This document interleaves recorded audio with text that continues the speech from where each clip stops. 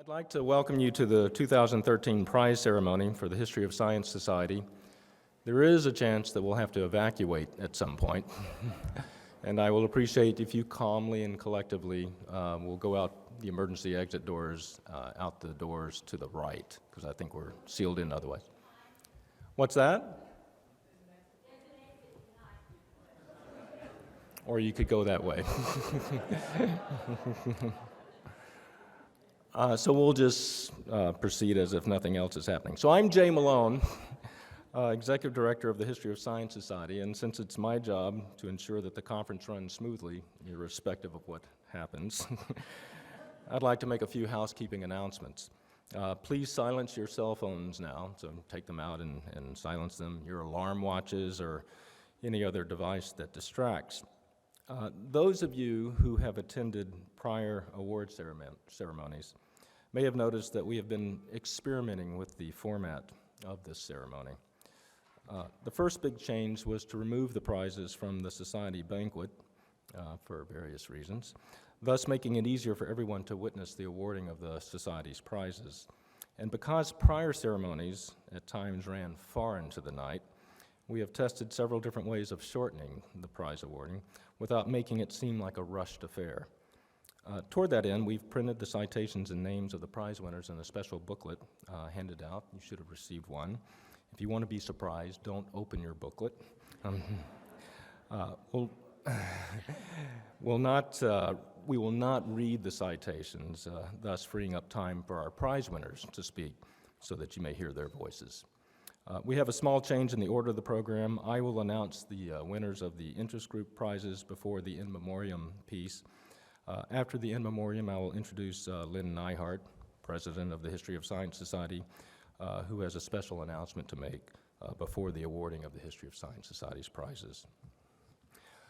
Even though every HSS meeting offers its challenges, the important thing is that we are all together, sharing our research, our ideas, and our lives with each other.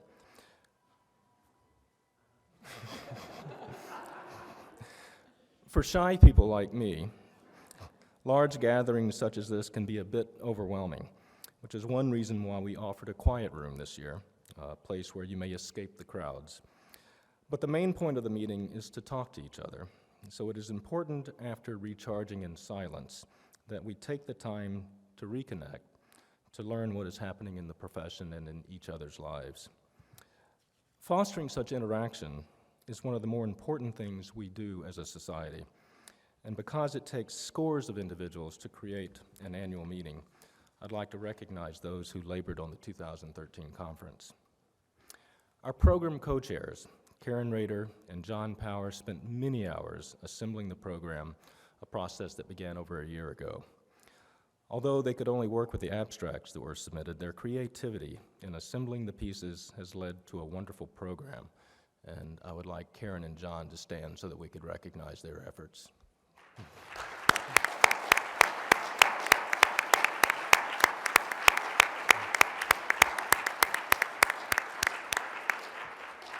Thank you. Our Committee on Meetings and Programs, chaired by Rachel Ankeny, provided me with valuable support, and it is she and they who generate the ideas to improve the conferences. Our Local Arrangements Committee was chaired this year by Adam Apt, Janet Brown, and Dave Kaiser, who offered advice on, most importantly, beer and food, and Adam's Welcome to Boston piece, which has set a standard that will not be easy to duplicate. And finally, the HSS office staff of Greg Macklem, who is our society coordinator, and our graduate students, Bea Carrillo and Musa Mohammedian, spent hundreds of hours handling thousands of details for the conference. And without the help of all these individuals, I would sound even worse than I do now. I also would like to recognize the officers and volunteers who devote countless hours, and I am witness to those hours, to the HSS. Any of you who have served on a prize committee can appreciate the investment of time required to read dozens of books or articles and make a considered judgment on a broad range of content. We are fortunate that so many of our members are willing to take on this labor, and I would like to recognize our prize committee chairs who are finishing their 3-year commitment to the prizes. Katie Park, the Pfizer Award, Georgina Montgomery of the Rheingold, Marilyn Ogilvie of the Rossiter Prize, Katie Anderson for Price Webster, Robert Smith for the Davis Prize, and Sarah Schechner of the Hazen Prize. Sarah is finishing a 2-year term as chair. Would you all please stand?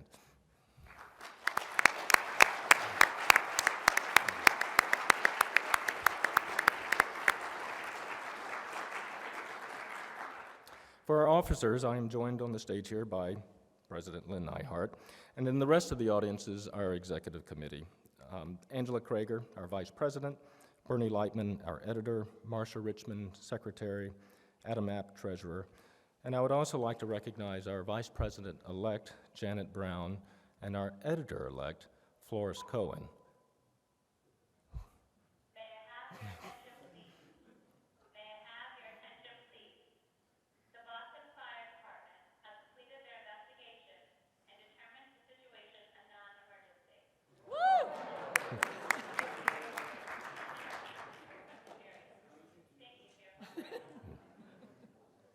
Great.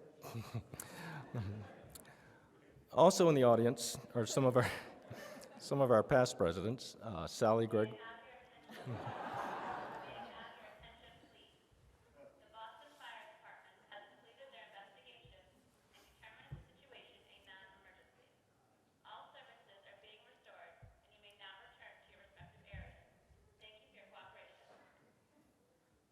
Okay.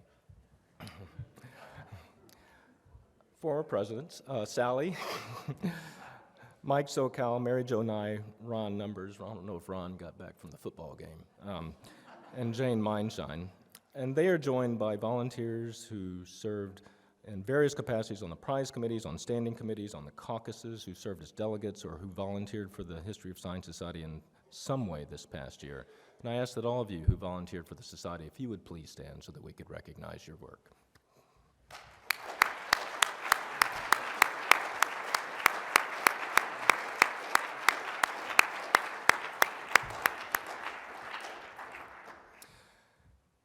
As you know, we are celebrating the 100th anniversary of ISIS this year. Established in 1912 and first published in 1913, ISIS continues to be the world's leading international journal in the history of science. To commemorate the centennial, the University of Chicago Press ran a contest asking members to identify the top 5 articles that have appeared in ISIS, and the results may be found on the ISIS website. Chicago Press, exhibiting support for our colleagues at the Museum Boerhaave, purchased a replica of a von Leeuwenhoek microscope and awarded it to a randomly chosen member who submitted an entry for the top articles. There it is. The winner is Giancarlo Truffa of Milan, who's not here but is eagerly awaiting receipt of his microscope. We wish to thank Chicago Press for its support. And as we celebrate the 100th anniversary of ISIS, we also wish to celebrate our past, present, and future editors. We are pleased to be joined by Arnold Thackeray, perhaps Ron Numbers, Margaret Rossiter, Bernie Lightman, and our editor-elect, Florence Cohen. If you're all here, would you please stand?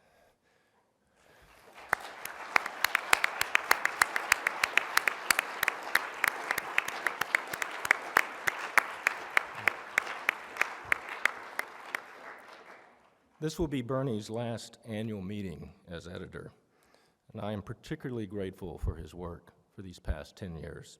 Just 6 months more to go, Bernie. Thank you.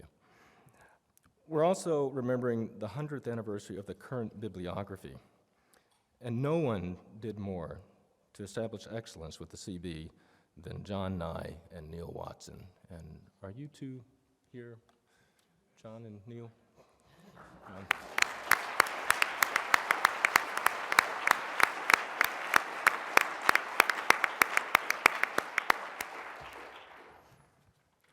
I remember when John stepped down, he said that I have misspelled every one of your names at one point. Before we announce the HSS prizes, I would like to recognize some of the prizes that have been selected by our interest groups. If the winners are here, I ask that they stand when I announce their names.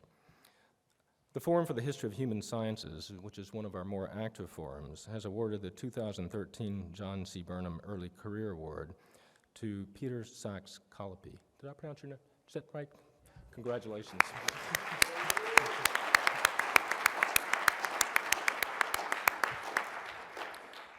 The Forum for the History of Science in America's Philip Pauley Publication Prize is awarded to Camilo Quintero for his article, Trading in Birds, Imperial...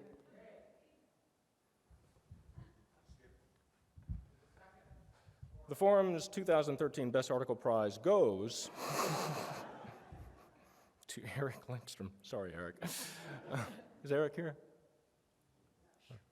Oh, thank goodness. For his article, The Politics of Psychology in the British Empire, 1898 to 1960, which appeared in Past and Present in 2012. Okay.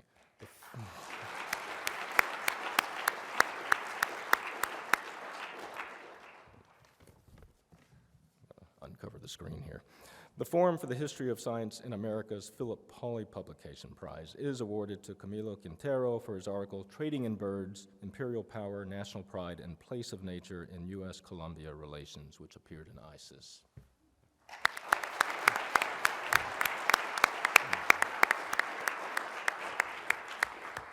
Finally, the Forum for the History of Science in Asia announced a new prize this year for the best essay on the history of science in Asia, and the inaugural prize goes to Victoria Lee of Princeton University for pure culture, traditional industry, and microbial studies in early 20th century Japan. Victoria?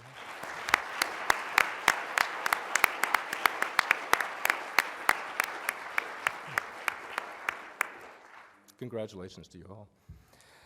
It is at this time that I would like to recognize those members and friends who are no longer with us. We have provided pictures and dates when we could find them. If you are able to, please stand as we honor their memories.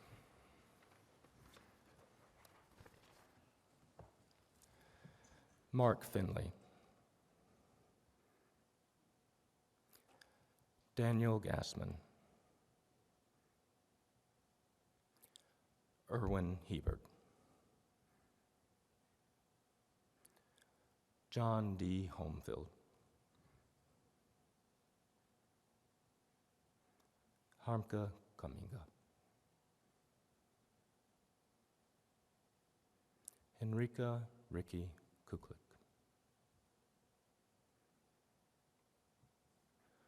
Shu Liangying, Robert Martinson,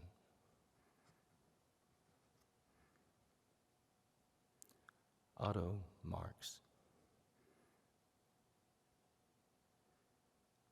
Peter Morgan, James A. Popplestone, Colin Russell, Christoph Skriba, Shu Yibao. Thank you. You may be seated.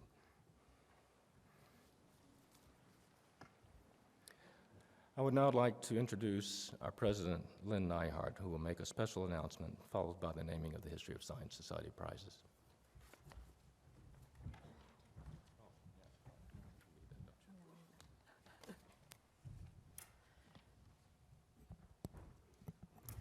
So as we finish this year's memorials, I wish to recall a member who passed away 4 years ago, Elizabeth Parris, who died in November 2009, not long after her 41st birthday. Today, I'm honored and deeply grateful to announce that Elizabeth's father, Mike Parris, has offered to initiate an endowment in Elizabeth's name to support public engagement efforts by the Society. Soon, you will all be receiving an invitation to contribute to this endowment effort so that we can reach our goal of $100,000 to support events such as the Science in the Streets event that took place yesterday, or not yesterday anymore, or last year's Blue Marble event, and also a regular public lecture aimed at an audience beyond the bounds of the Society. So this is a wonderful opportunity for us, and I want to recognize Mike and ask him to stand. So thank you so much.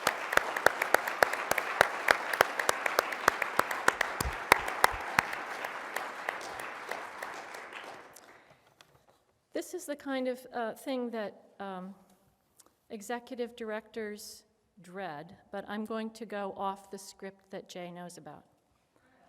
Because I have one more announcement before we move on to the prizes. As you know, we're celebrating a big milestone this year, the centennial of ISIS.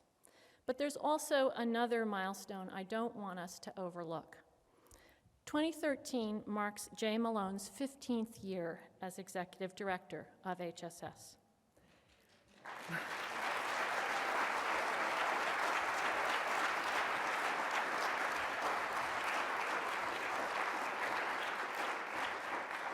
As I think everybody knows, Jay is the heart of the body of the HSS.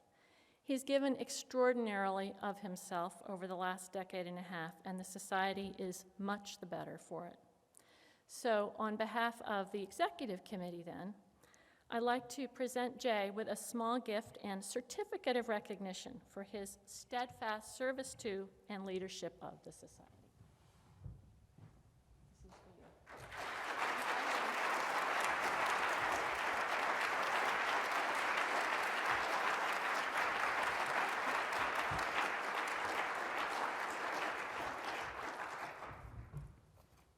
Okay, back to the script.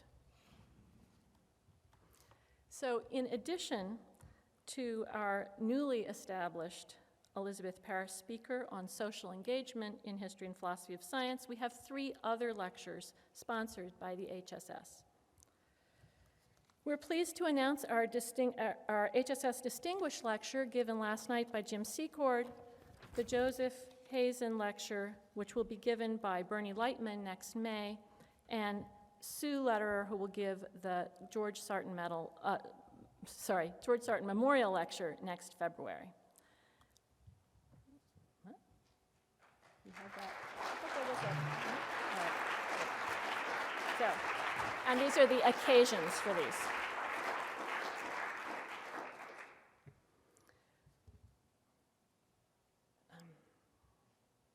The Joseph H. Hazen Education Prize is named in honor of a longtime supporter of the Society and was endowed by his daughter, Cynthia Hazen Polsky. The prize is awarded to an individual who demonstrates excellence in education in the history of science. This year's Hazen Prize winner is Peter Pesic of St. John's College, Santa Fe, New Mexico. Please come up.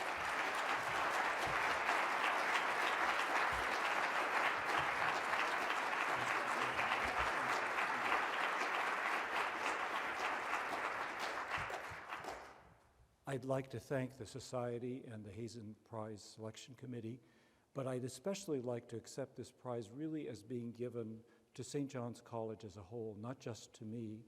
I represent it. I did not create it.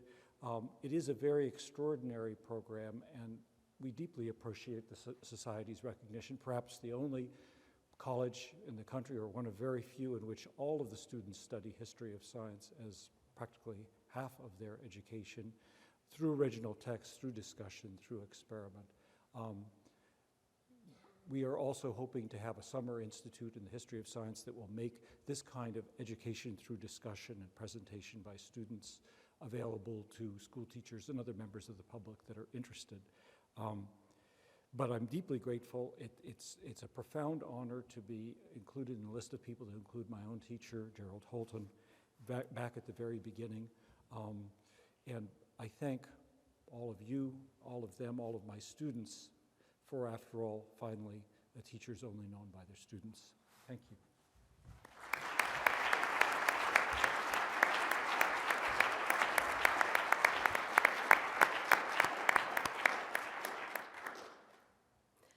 The Derek Price Rod Webster Prize is named for Derek DeSala Price and for Roderick Webster. For decades, Rod and Marjorie Webster were the guiding spirits of the Adler Planetarium in Chicago. They endowed this prize in honor of Derek Price, and when Rod died, Marjorie gave a further gift. Now that she has passed away, we have lost a staunch supporter of the history of science. The Price Webster Prize is given to the best article in ISIS that appeared in the last 3 years. The 2013 award goes to Richard Bellin, Michigan State University, for his article, Inspiration in the Harness of Daily Labor, Darwin, Botany, and the Triumph of Evolution, 1859 to 1868.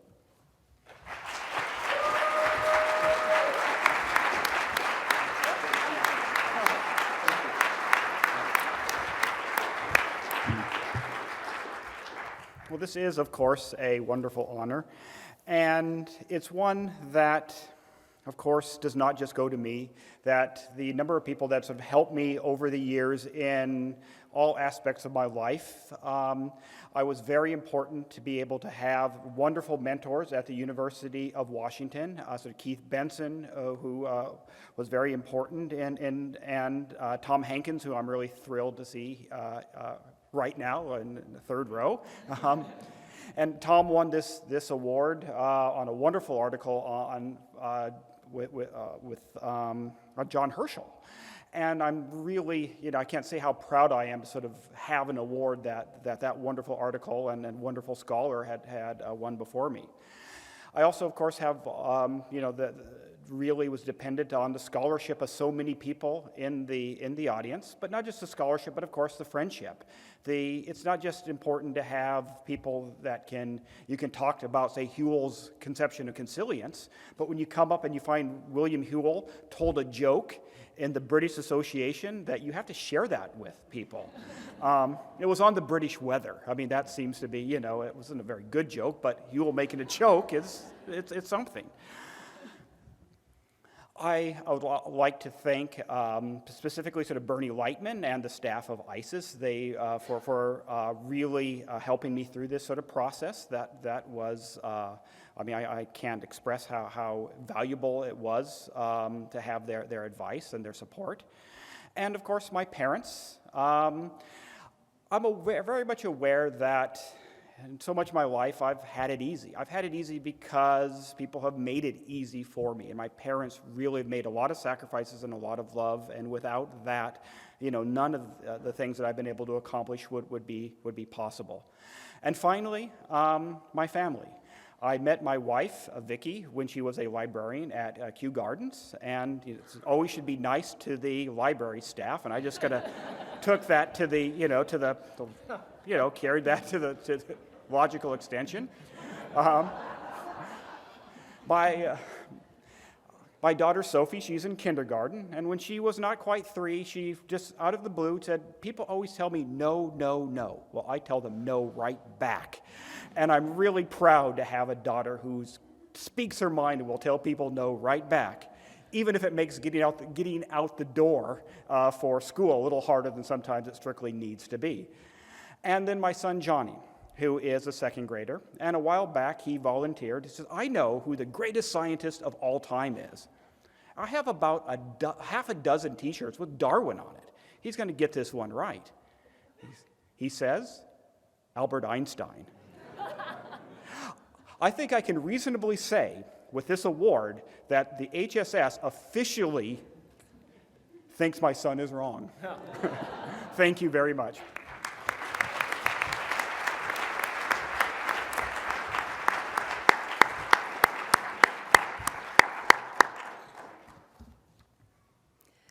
The Margaret W. Rossiter History of Women in Science Prize is named for the person who has advanced research in the history of women in science unlike any other.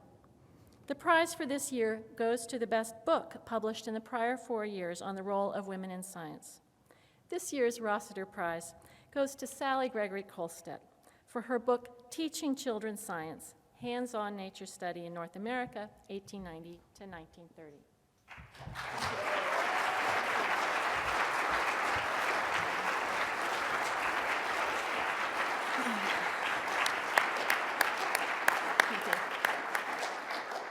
Thank you. I'm very honored by this award. This prize for work on the history of women in science was just as they say, a gleam in the eye of a few feminist scholars in the 1970s and 1980s. Letter writing campaigns, generous individual donations, all made it possible. And I never imagined that one day I might receive it and thus in some modest way share the acknowledgement of the outstanding research of my deeply respected colleague, Margaret Rossiter. This book emerged from a long-standing interest in what was called in the 19th century, unabashedly and with some pride, amateurs. Many of those amateurs were women, and often they engaged in the most prominent occupation of educated women, namely teaching. In the 1880s, a significant number of teachers were drawn to a new curriculum designated nature study as a very effective, hands-on way to introduce their pupils to the working of the natural world. It took more years than I originally imagined to find out more about these women and the way in which this curriculum was developed and reached classrooms from Maine to South Carolina to California. But their emerging stories became my own inspiration to recount their role in being the first to introduce science into the public schools, a move I think was absolutely critical to the advancement of science in the 20th century in this country. Institutional contexts are important. I've done a lot of work on institutions. So I needed to say that I was inspired by attending the first Berkshire Conference on Women in History very early in my career, and I quickly decided to engage studying women and gender in science. For this project, I want to thank a cadre of students and colleagues at Minnesota, the Smithsonian, and other places who often picked up obscure educational ephemera for Sally's Nature Study project for over 2 decades. I want to thank Karen Darling at the University of Chicago, who shepherded this book to publication, and I want to thank the prize committee for honoring me for this selection.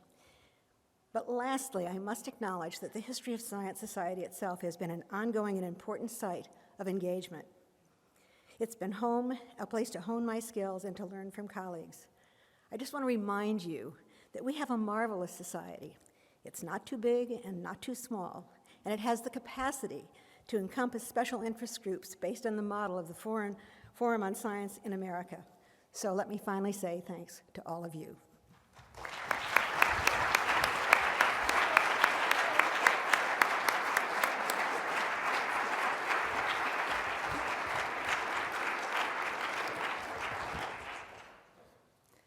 The Watson Davis and Helen Miles Davis Prize, named in honor of the longtime director of the Science Service and his wife, was established in 1985 through a long-term pledge from Miles and Audrey Davis, a pledge that Miles Davis continues to this day. The 2013 Davis Prize for the Best Book, published in the past 3 years and intended for a general audience, goes to David Kaiser for his book, How the Hippies Saved Physics, Science, Counterculture, and the Quantum Revival, published by Norton and Company.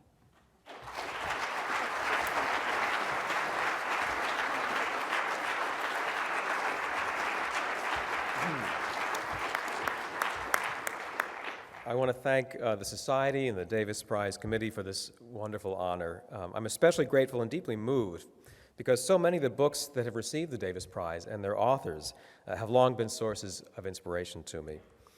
Working on this book was a great joy. It even made me do a headstand. No, that wasn't me. Anyway, quantum theory is endlessly delicious, and it remains a wonderful topic to write about. And the San Francisco Bay Area during the long 1970s offered a setting that was at once carnivalesque, but also in its own way, refreshingly earnest. Many, many of my friends and colleagues and students, many of whom are here in the room tonight, played a huge role in encouraging me, helping me while I worked on this book.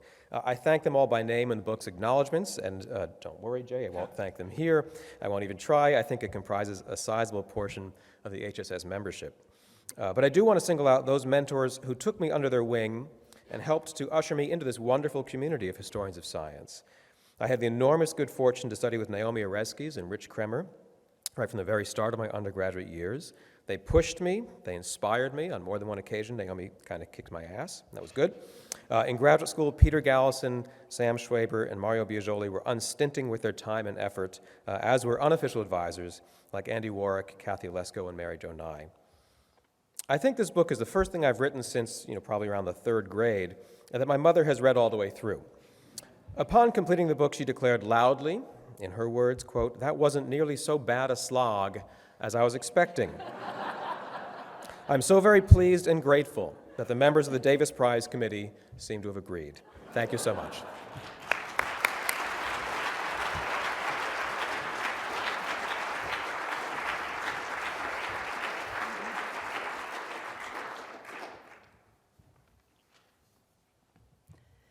The Pfizer Award is our most distinguished book prize and is awarded to the best scholarly book published in the past 3 years.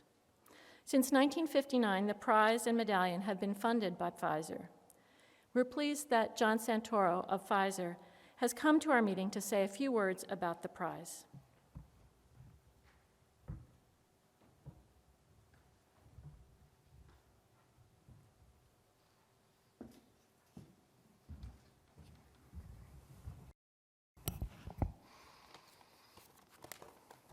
Thank you. Good evening, everyone. And congratulations to the Society for your centennial. I'm happy to be here to award the Pfizer Prize, and I'm further reminded of the importance of academic inquiry into the history of science by being here in Boston. Allow me to provide you just a little bit more context about Pfizer and the history of science, if you would.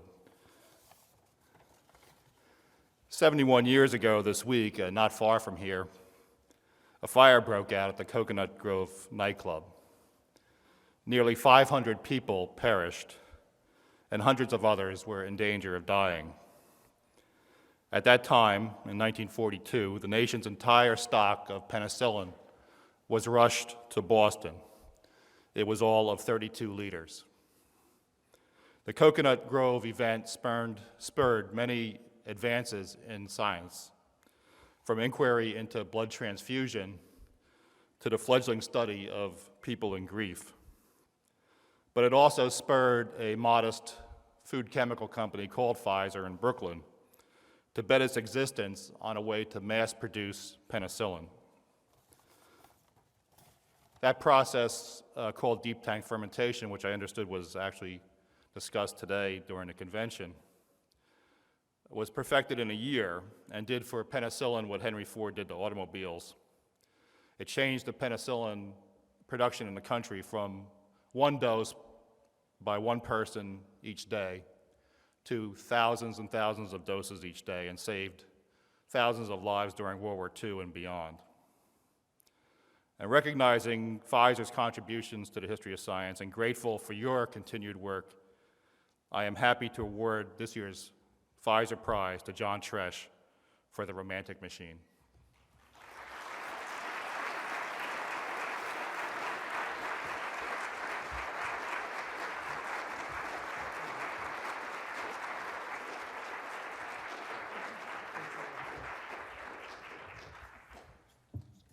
Thank you so much to Pfizer and for that introduction.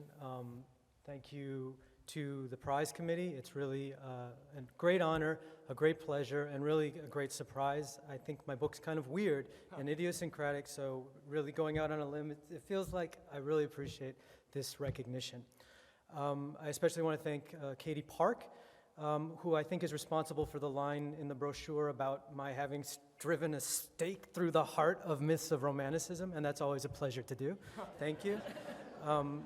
I definitely want to thank Karen Darling and the University of Chicago Press, who really pulled out all the stops with support for the book throughout the whole course of its publication, not least with the design. Isaac Tobin, who did the pictures and did the design of the book, I'm so grateful for the work he was able to do. Since David Kaiser mentioned his mother, I'll mention mine, first of all, to thank her, but also when she first got a copy of the book, she looked at the cover and flipped through and said, "Oh, I'm so glad there's these pictures. It will help with the tedium."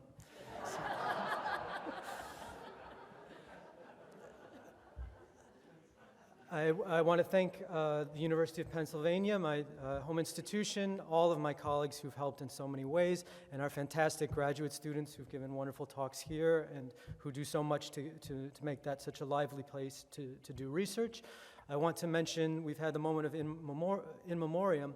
I want to mention two friends and mentors who disappeared this year, Ricky Kuklik and George Stocking Jr., both of whom really did so much for me and for the history of science and the history of the human sciences, and leave a giant gap in those fields that I hope some of us will be able to fill. On a lighter note, I want to say what a joy it is to be able to receive this recognition at the same moment that Simon Schaffer is receiving recognition of a much greater order for much greater accomplishments. Simon has done so much to help me see how great history of science is, how fun it can be to think wildly outside the box, outside of many boxes, and in many different boxes as well. So it's truly an honor to be able to share this evening with him. And there is one last group that I would like to thank, but it's entirely slipped my mind. I actually thanked about 10,000 people in the acknowledgments of my book, so many of you are here, about 9,000 of you are here.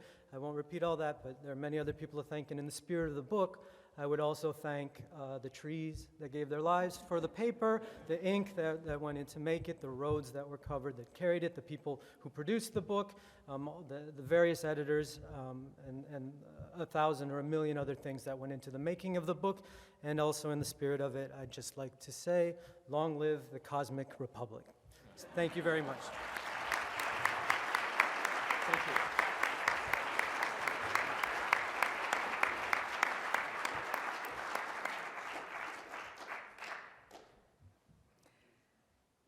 Okay, so the spoiler has already happened. The Sarton Medal, named after one of the founders of the History of Science Society, George Sarton, is the highest honor we can bestow upon a historian of science. The medal honors a lifetime of scholarly achievement and represents excellence in our field. The History of Science Society is pleased to award the 2013 Sarton Medal to Simon Schaffer of the University of Cambridge.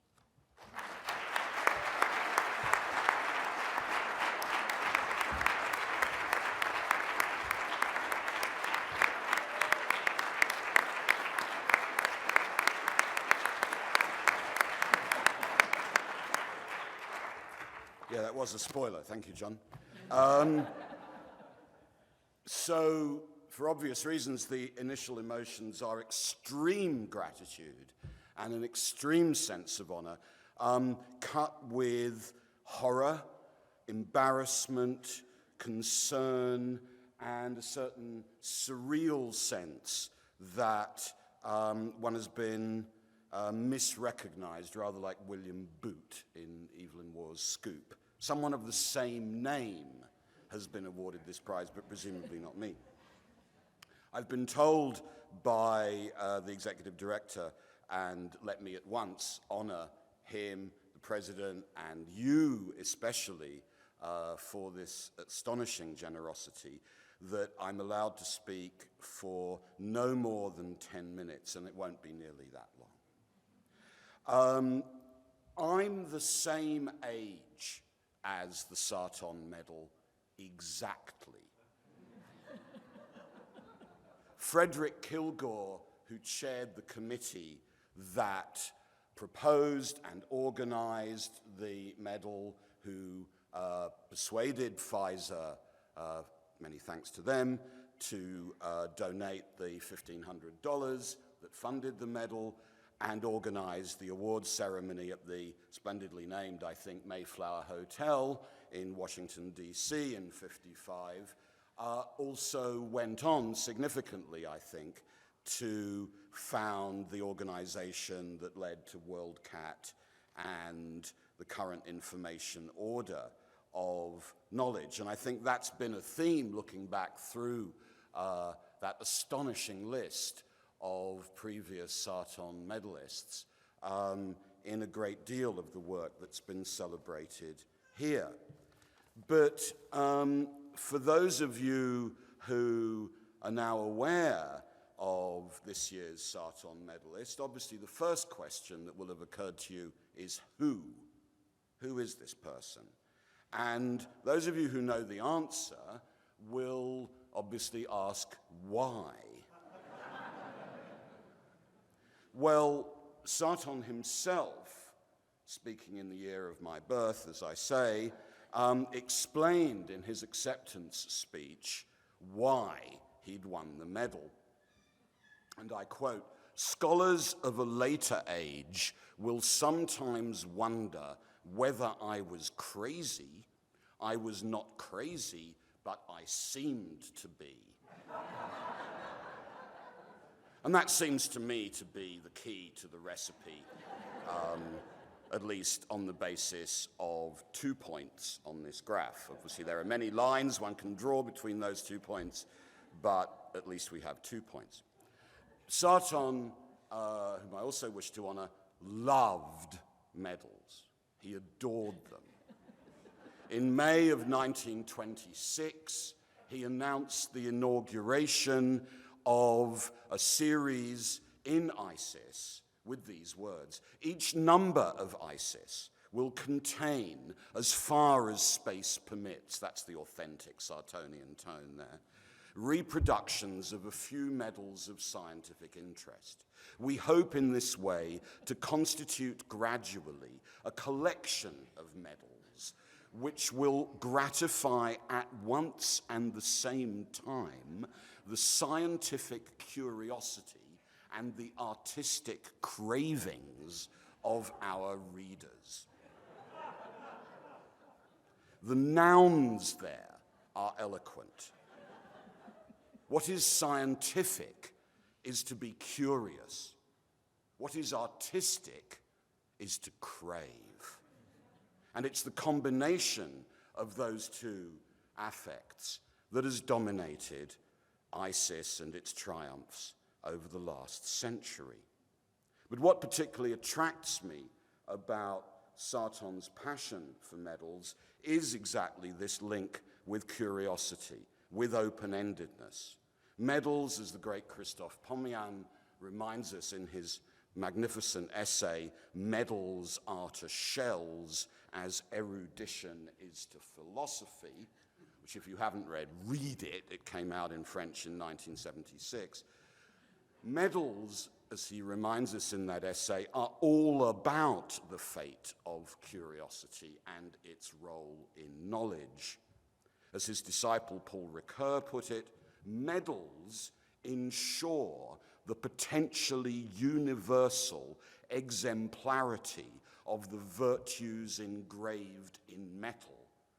Praise comes to the name by way of its exploits and its virtues, he continues. I won't continue the quote because it refers to the fall of absolute monarchy and the fact that the award of medals represents a sacramental host of the power of the state. I don't think, probably wrong, but I don't think that's what's at stake in this medal. Rather, and I will close with this before Coda, I assume that the award of the medal resonates rather more with another tradition of medalists and medal production, which is precisely their materiality, their capacity to embody skill, artfulness, and craft, which, as I've learnt from a whole series of magnificent talks and sessions that have already happened at this conference, occupy renewed centrality, and thank goodness for that, in the concerns and the debates of our profession. Back in 1706, Newton, Isaac Newton, not known for his encouragement of the creativity of the artisan, nevertheless licensed the coiners within the Tower of London to make their own medals because, as Newton put it, this will very much contribute to the perfecting themselves in the art and mystery of medal graving, lest for want of exercising they should lose their skill, which is the chief security of the state. That's a very uncharacteristic Newtonian apothegm, but it reminds us how medals have, for long time, since classical ages and certainly since the Renaissance, embodied, as I hope at least some of the work that you're honoring this evening shows, is all about the central tasks of the sciences. There's a passage which I've come back to a great deal in recent work, which proves to be astonishingly relevant for this evening, and I'll close by reading it out. Before I do that, like others who've already spoken on this platform, I have two enormous debts of gratitude. One is to the Boston Fire Service, and the other is to the people I have worked with in the past 4 decades. The first person who taught me history of science in Cambridge 4 decades ago is in the House, David Wilson, and I'd like to honor him. He was my first supervisor in 1974, and he's here with us. Thank you, David. And the most recent people whom I've worked with in different ways are also with us. Some of the PhD students I'm working with at the moment, and people of similar age and skill, the people from whom I've learned everything. If the history of science teaches us anything, and it should teach historians of science many things, I think it teaches us the enormous importance of research-led teaching. We hear a great deal about teaching-led research. I want to emphasize, because in my country it's in crisis, the importance of preserving that entanglement between inquiry and pedagogy, which is at stake for the future of the work of this society and the work of the institution which still puts me up and puts up with me. Thank you very much. Here's the quote. This is from A Universal History, published in 1730 in Paris by the great Jansenist scholar Charles Rollin, son of a butcher who became head of the University of Paris, who's here lecturing young Parisians on why medals matter. I content myself finally with informing young persons who are desirous of studying history in all its extent that the knowledge of medals is absolutely necessary to the study of history, because recourse must be had to things which support the past and guarantee the future, which neither malice nor ignorance can injure or vary. Such are the monuments we call medals. Thank you very much.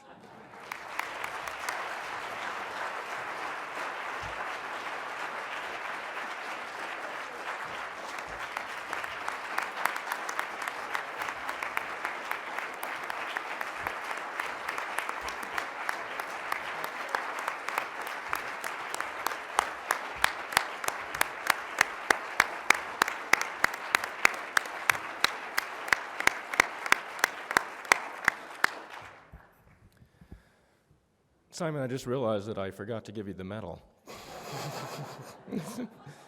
I don't see it. Greg has it.